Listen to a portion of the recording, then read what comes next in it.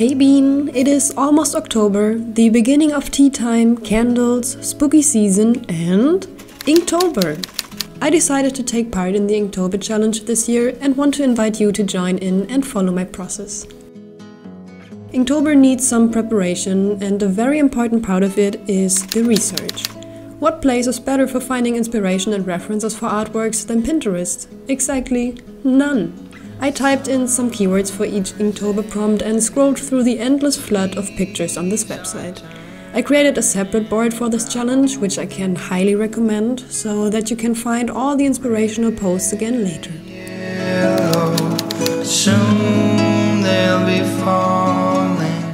I know that the intention of Inktober is to draw every day in October and not in September and build up a routine.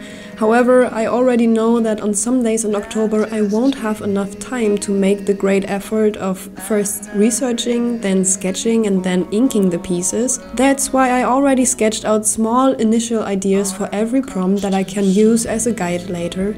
This way I already feel like I have built up a drawing routine the last 3 days, so I guess it is working. The light that flickers will blow away the sight.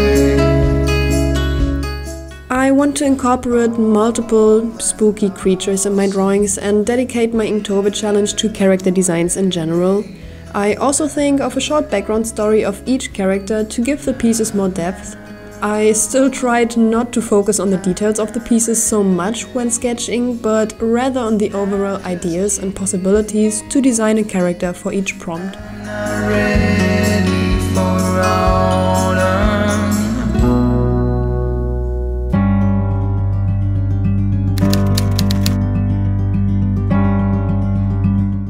I also had to prepare the paper, as I chose A5 as the format for the challenge. Through this smaller format, I hope that I don't have to sit on a drawing for too long and that I can stay motivated throughout the month to keep inking. So I turned 16 A4 sheets of 200 grams per square meter into 32 sheets half the size.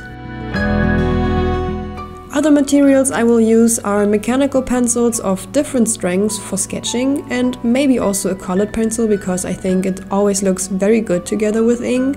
Then I would like to use gold paint for some details, especially for the golden prompt.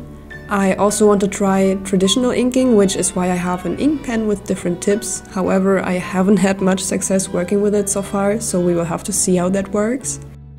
I am particularly excited about this old school fountain pen that I found and filled with black ink. It is super smooth to use and has a nice line weight. And of course I will also need ink for the pen. Then I have my favorite brush pen from Pentel, which I will definitely use. It will certainly be very useful if I want to ink large areas, but it is also really useful for details. And last but not least, I have the SAKURA MICRON Fineliners in a variety of thicknesses from 003 to the brush tip. I think I will use these pens the most as they offer a wide variety of possibilities to work with.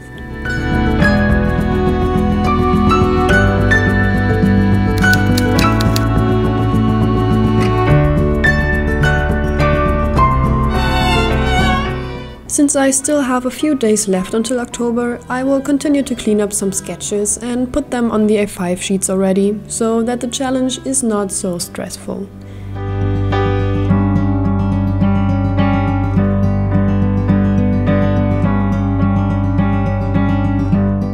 Here I'm drawing the sketch for the first prompt, Dream, for which I imagine a character who steals dreams from others and then experiences them herself.